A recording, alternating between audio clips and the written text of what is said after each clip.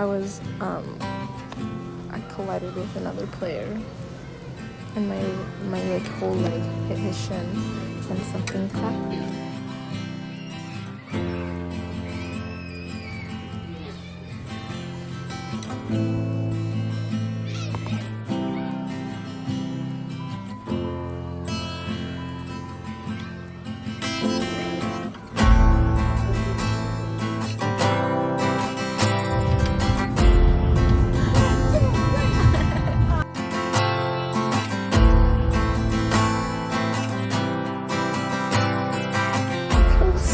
My leg is my normal leg, muscly. Ew! It's so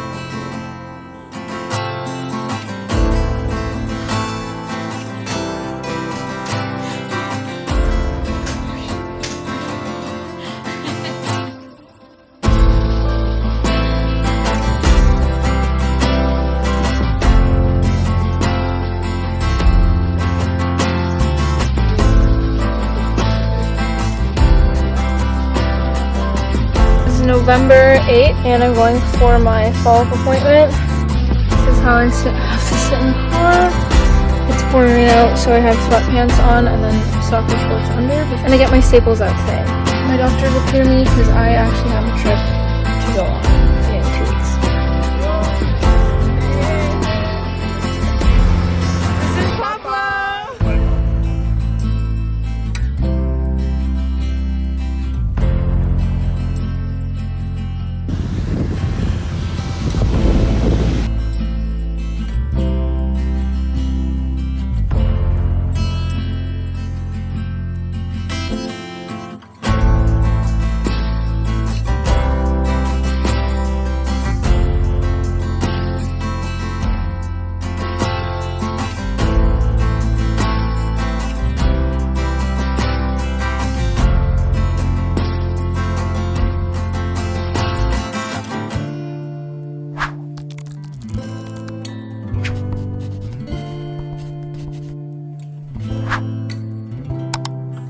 Hi guys. You're probably like, what the frick? Why? First of all, I have hives. I cannot stop itching my leg. So hopefully you can't hear that. Just not going so close to the mic. Anyways, welcome back to another video. Obviously, there's a huge ass mic in the way. I'm trying to make this video podcast style. I want to make this video a podcast style video, obviously, as I just said. You probably are wondering why I have a mic set up here. So I wanted to talk to you guys finally about the story of how I broke my leg. I broke my leg in October, and I just haven't got around to filming an explanation video, and I feel like I owe it to you guys to explain what the heck happened to my leg. So we're gonna do a fun little story time, but podcast style. I know I should be wearing headphones. I don't really know how this mic thingy works. There's no headphones that come with it, and there's no way to plug in. There's nowhere for me to like plug it in so I can hear the playback. So this is really all I can do. So I don't know if you guys want to see me in the headphones, like real podcast style. I feel like I look kind of stupid, but I do look like a real podcaster. Should I start a podcast? Let me know in the comments below. The mic isn't in the way and annoying you guys. Again, I don't really know how to set this up like a real podcaster. I'm a fake. I'm a fraud. I'm a sham. It's really bothering me. Sorry. So sorry. Hopefully you can hear me still. We're not doing the headphones. If you're new here, welcome back to my channel. My name's Bree. Feel free to subscribe down below. I'd love to have you join the fam. I keep looking that way. I thought I saw a spider. I have trauma from all the spiders I found in my house the past 2 days. We're gonna get started with this video. Like there's no structure to what we're doing, but I don't want to make this 30 minutes long. So it dawned upon me that the mic just was in the way, and I feel like I'm like eating it.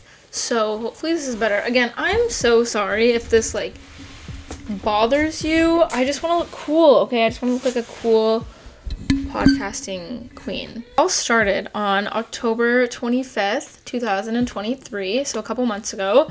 I was doing intramural soccer. If you didn't know, I play soccer, and I was doing competitive co-ed intramurals, which means I'm playing against girls and boys.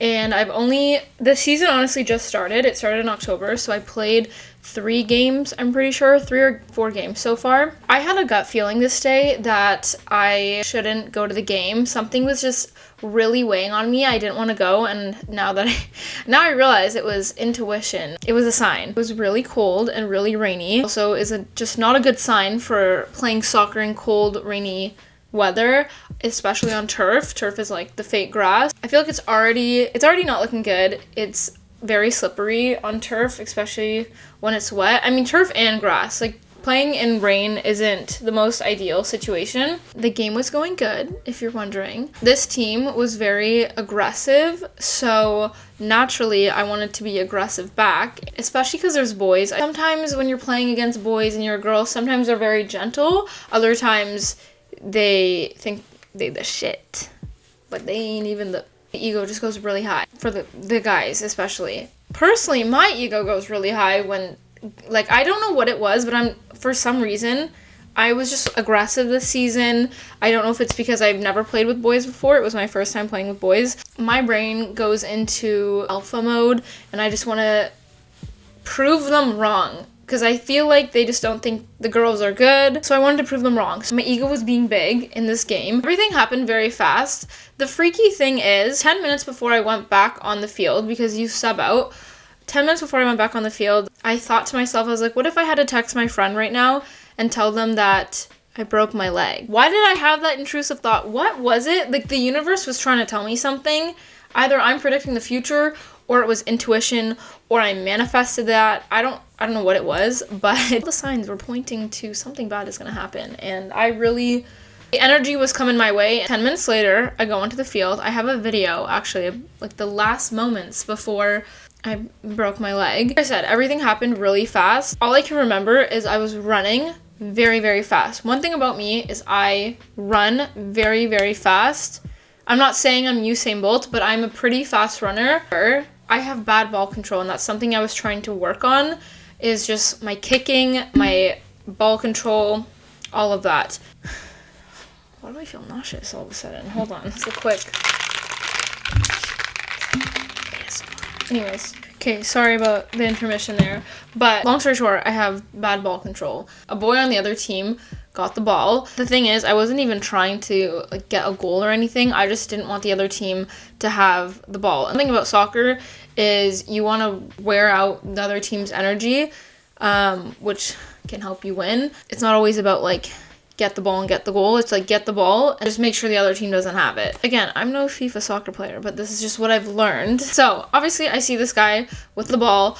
I run with I was Sonic the Hedgehog, is basically what I'm saying. Like, that's how fast I was going. I was going really, really fast.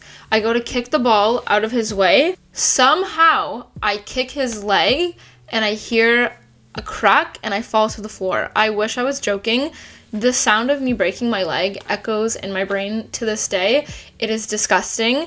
I heard it crack twice. Also, you may be wondering, well, wasn't he wearing shin guards? He was supposed to be. I'm pretty sure he had shin guards on. I wonder if he stumbles across this video. I wonder if somebody would send him this video. I don't even know who the guy is. I don't even know if he knows I broke my leg. I don't know if boys just have thicker bones or what it was, but this guy walked. He lived to see the next day. He walked. He was fine. I, on the other hand, fell to the floor and I couldn't move. It was the scariest shit ever. When I tell you, I feel like I knew right away that I broke my leg. I don't even know if my friends say I wasn't crying a lot. I feel like I shed a couple tears, but I was in so much pain that I couldn't even cry, and I was in so much shock because I literally just got finished saying, what if I broke my leg? Like, it was so freaky. I was wheezing in pain. I just remember not being able to move my leg and thinking, I think I was saying out loud, like, I think I broke my leg, I think I broke my leg. The other people on my team were saying maybe I tore my ACL, maybe I dislocated my knee, but I was on the ground as if I fell out of a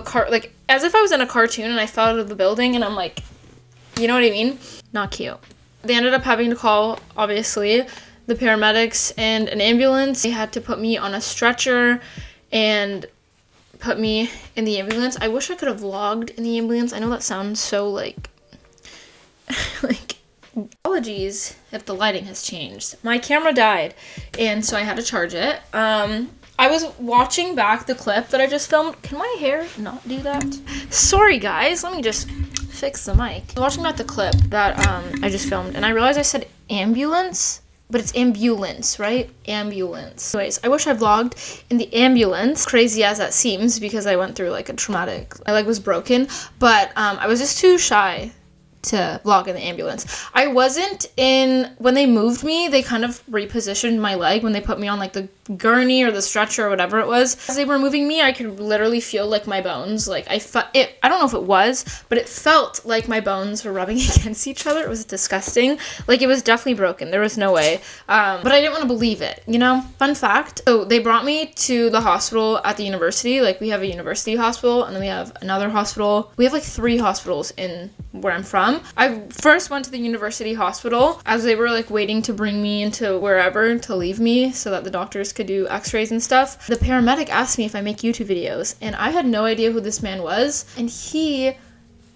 follows me on YouTube. So if you are watching this, thank you for your help that day. I don't know if you still watch my videos, but he said he follows me and he watches my videos. So shout out to you. Please comment down below. But thank you for your help and your service. It is appreciated and I'm doing well now. So thank you. I just thought that was funny. I felt kind of famous in that moment. I don't think I'm famous. I wouldn't consider myself famous at all. No, I'm not famous, but I did feel really cool. So I was recognized by a viewer. After that, they did x-rays. All of my friends came. They met me and they couldn't come in the ambulance with me. My best friends wanted to come in the ambulance with me and they didn't let them.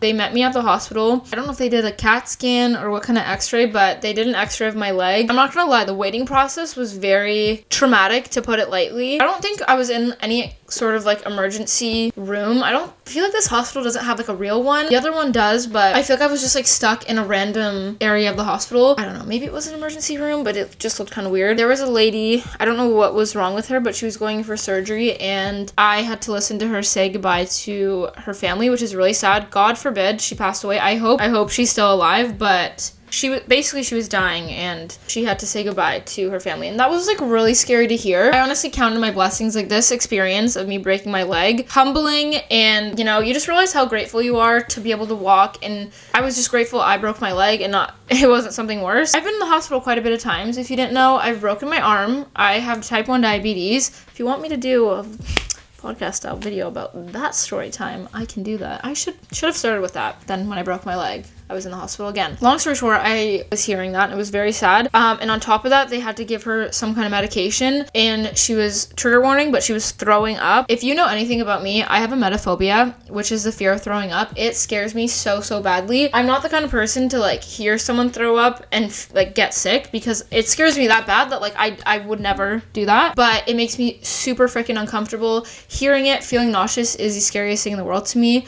And this whole experience being at the hospital, the amount of times I've had to hear someone puke, I wish I was lying when I say, I honestly, I wish that gave me exposure therapy, but it honestly just made it worse. It made it so much worse. I waited at the hospital that night. Well, actually, when the doctor broke the news to me, I thought he was joking. Once they figured out what was wrong, the one doctor told me that I broke my leg, and then I laughed because I was like, the way he said it, I thought he was joking. He was obviously not joking. Why would he be joking in this scenario? I thought he was joking. I do want to say, I didn't take any pain medicine until the next day.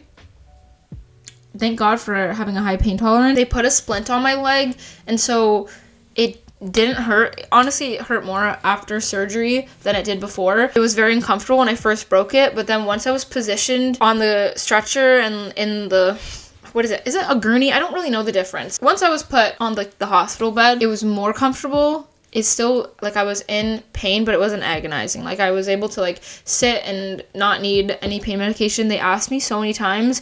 I really felt like I thugged it out, guys. I thugged it out. I felt like a baddie because I was like, no, I don't need any medicine, no narcotics, nothing. Also, I think it helps that I have emetophobia because I'm terrified of medications that would have a side effect of throwing up, which narcotics normally make people feel nauseous. Moving on, I feel like I'm rambling a lot. I don't know if it's my undiagnosed ADHD or what, but we keep going on tangent. They ended up putting me in my own little room, and then my friends came to visit me, and they stayed with me until 7:30 or 8 a.m. I was up all night. I didn't really get to sleep. Doctors were obviously in and out of the room because I had to be transferred to a different hospital to get my surgery. Once they told me that I had to get surgery done and that I ended up breaking my tibia plateau. I guess I never mentioned that. So I broke my tibia plateau. Here's my x-ray. I don't have an x-ray of like the actual break before they put in the metal plate in my leg. I asked the man, I said, can I take a picture of this x-ray? Because he had it on his phone, and he said, I'll see it again. I never saw that x-ray again. Maybe at my next doctor's appointment, I'm going to ask him for a copy of all my x-rays, but I do take a picture at my appointments. But I feel like the first one really, that's like the winner, that's how you see exactly how it was broken. I'm pretty sure I had a type 2 fracture. I'm like, are people still watching this video? I feel like this is kind of boring. He told me that I needed to get surgery and I had to get a metal plate in my leg and screws, and I was really scared at that point. I've had surgery for my arm before when I fractured it and they put like a metal thingy in it, but they ended up taking that out. I feel like it's just so much worse breaking your leg. Very debilitating, like way worse than your arm. I feel like your arm you can survive so you can go places, but your leg, girl, you need your leg. You know what I mean? Waited all night. Had to fast because we didn't know when I was going to go in for surgery. I was hoping I was going to go in for surgery the next day. Mind you, this is also around Halloween. I clearly wasn't able to go out for Halloween weekend, but besides the point. The next day I ended up getting transferred to the other hospital, and I waited in that waiting room for hours. I didn't even have a room at that point. It was honestly better treatment at the other hospital. Just like the quality of what I had what I experienced at the other hospital was better, just because I had like a room and I was alone and I wasn't listening to people get diagnosed with this and that. At the other one, I was stuck in the emergency room. So they took me in an ambulance to the next hospital, and I was stuck in the emergency room for so long. My best friend waited with me. I remember at one point, like, we both fell asleep and she was like sleeping on the bed with me. Love her. Love you, Heba. I love you so much. You're the best. I love everybody who came to see me, and you're the best. You guys, you are the real ones. This emergency room smelt like, trigger warning, puke. It was disgusting. I actually asked them for a mask because it smelled so bad. I heard multiple people throwing up. It was so scary. I know I'm not even talking about my leg at this point. I'm talking about my trauma that I had to go through, and I was listening to people get diagnosed for things. Mind you, I wasn't eating, and I have diabetes, but obviously I'm in good hands. I'm in the hospital. Thank God for Canadian healthcare. They ended up fasting me, and then they realized that they couldn't do my surgery that day, so they were going to do it the next day. I was in the hospital for, I think they did my surgery on October 27th or 28th, and I went in on the night of the 25th, and then I was there all day on October 26th, and I didn't get my surgery that day. And then the day after that, I'm pretty sure I got my surgery. I think it was on the 27th is when I got my surgery. Finally able to eat. I was moved into a semi-private room. I had a really nice view. And my best friend Mackenzie stayed overnight that day in the hospital. I was really, really anxious for my surgery. I also had a questionable roommate. God bless him. But they stuck me with like a really old man. And I feel like, I don't know, it just feels weird. I'm a young girl being paired in a room with a really old man. He was like more mobile than me. He was moving around. 5 p.m. the next day, I had my surgery. Again, terrifying. I'm very upset because I lost my very special necklace because I had to take off all my jewelry. But the surgeon was super nice. I was terrified. I do have a scar. I don't know I'm not going to show my scar because I'll just insert a photo if you want to see the scar from the wound, the incision. Side note. I told them no narcotics. I woke up and the lady kept asking me if I was nauseous. I woke up to listening to a woman throwing up, and I thought they were talking about this woman throwing up, and she was throwing up, and I thought they were talking about me, and I was like, I was like tasting my mouth. I'm like, I don't taste puke. Like, did I puke? Like, I was so scared. I didn't puke, but they kept asking me if I felt nauseous, and I was really confused. I was also hallucinating a bit, and I thought the nurse was talking to me when she wasn't. Like, I just was very out of it. Turns out they did give me narcotics, so they went against what I said. Apparently she had to do that because my blood pressure was going higher, so I was in pain, but I was not happy about the narcotics, let me tell you. It just feels so freaking weird. That was the only time I had narcotics. I never took them during my recovery. I only took Tylenol. Pain was very uncomfortable. The recovery was very uncomfortable. I think I was in the hospital for one more night after that. They had to make sure everything was going well. Yeah, they kept me in the hospital for one more night after that. I was moved into a room with 4 other people, all old people. There was one lady who was mad. She was like getting mad when my friends came to visit me. Another lady was talking to like the other woman about how she got her toes cut off. It was just a weird experience. I had my Beats with me though, so I was enjoying listening to music, and I was finally able to eat. I feel like I'm going into so much freaking detail that's not even important. I had a splint, so I couldn't bend my leg for 2 weeks. I was able to leave the hospital the next day after I did a quick physio. They taught me how to use the crutches, taught me how to go up and down the stairs. I was super, super weak, and it was really hard to use crutches at first. I also had a walker. Very humbling, guys. Not to mention, I had to pee in that like seat that goes over the toilet. There's that, and there was like another thing, and it's like a seat that is a toilet. And I remember peeing on the floor by accident. Very embarrassing, very humbling. Everything about this experience is very humbling. But yeah, I was stuck in bed for a long time. Like, it felt like a month. I ended up being able to move downstairs to the basement. I had to move back home for a month, by the way. This is like the prime. This was like at my peak when I moved out. So disappointing, guys, so disappointing. But yeah, the recovery was really hard. I was stuck having to elevate my leg all the time. I was putting heat pad on it. It was so uncomfortable. On my butt, like my butt would ache because I was laying on it all the time. You'd think your butt wouldn't hurt, but your butt hurts when you sit on it for too long. My hip was hurting because I couldn't put any weight on my foot for over a month. And I got my brace off at the middle of December, I think it was. I also had a trip to Punta Cana, which I don't know if I ever inserted that vlog. I feel like I'll insert the clips somewhere, but I didn't have enough footage for like a whole vlog. But I went to Punta Cana because I had that trip booked. Only way I was able to go was because I went from having a splint to a brace that locked at 90 degrees, so I could bend my leg, so I could sit. That was such a blessing. I love the brace. I could sit, I could bend my leg. I couldn't go all the way, but I could bend to 90 so I could sit at the table. It was just like so much more comfortable to sleep. It was really the best, and I truly believe Punta Cana healed me. I don't know what it was, but when I came back from Punta Cana, I felt invincible. I went back to my apartment, and I like was alone with a broken leg at my apartment, but I managed to make it work. You saw the vlogs. It was a journey. This whole experience was a freaking journey, which is why I got a tattoo on my hip that I broke my leg saying patience, because I had to learn so much patience during this whole entire process. I feel like I'm going all over the place, but I had to get staples in my leg to close the incision, so that was already in my leg after the surgery. So my leg was wrapped in bandage, and then I had like the splint on. 2 weeks after my surgery, they took out the staples. I don't think I vlogged that experience. It was also the same day that they changed my splint to a splint from a brace.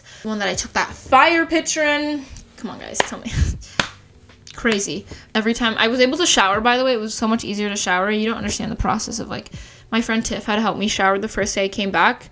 They also give me blood thinners. I feel like this is all over the place. I'm so sorry, but when I got home, I had, trigger warning, this is gonna be a really disgusting photo, but the guy gave me blood thinners as like a needle. That needle hurt so bad. I take needles every day. I have diabetes.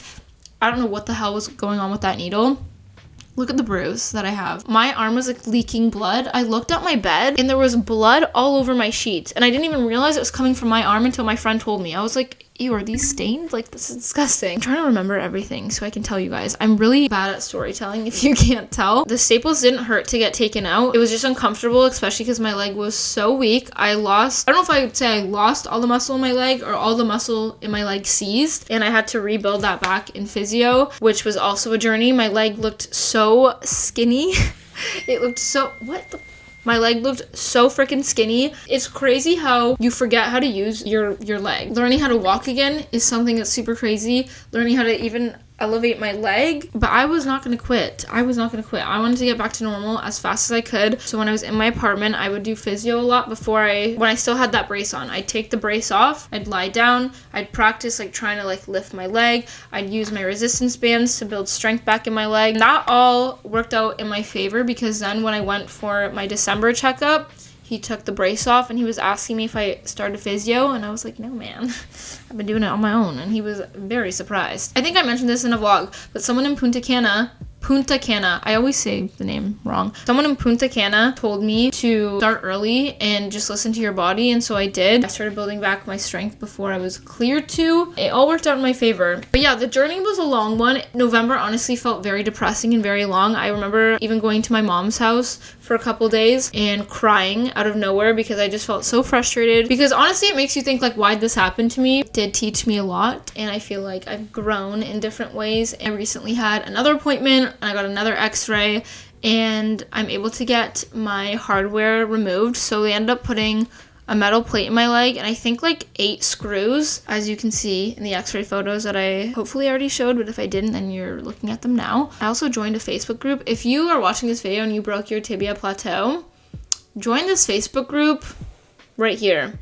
This helps so much. That's another reason why I'm making this video. You are not alone. We went through it, and it's nice to see people who went through it and persevered and survived, because honestly at some points I was like, is my leg ever gonna get better? It's just so scary. Sorry, I'm going all over the place with my story, but 6 months since I broke my leg, which is really crazy, and I'm walking again. I'm not 100% with running. I can't play sports for a year. My hardware still bothers me. My knee kind of clicks sometimes. We'll let him know at my next appointment in a couple months, and then they will schedule a surgery so that they can remove metal from my knee because it's able to be removed, but that's just like another incision that has to go on my leg. And it sounds terrifying, but I'm also not opposed to it because I kind of want it out of my leg. It's just annoying how it like clicks. But yeah, that is basically the story of how I broke my leg. Apologies if it was hard to follow. I am not a good storyteller and I talk a lot. To work on that before I ever start my podcast. But that is basically what happened to my leg. So if you were ever confused, this is the video. If you are going through this situation, I'm praying for you, and I hope you're healing well and you will get through this. I'm gonna wrap up this video because I'm hoping it's not a 30-minute video, but I have a feeling it might be because I love talking. I love you guys. Let me know if you want more sit-down videos like this, if you want to hear about my diagnosis story of my diabetes, or if you want any other chatty talking videos. I'd love to do more. This was really fun. Hopefully the mic quality is good. I honestly have no idea. I don't even know. Hopefully the mic is working. I love you so much, and I will see you guys all in my next video. Bye!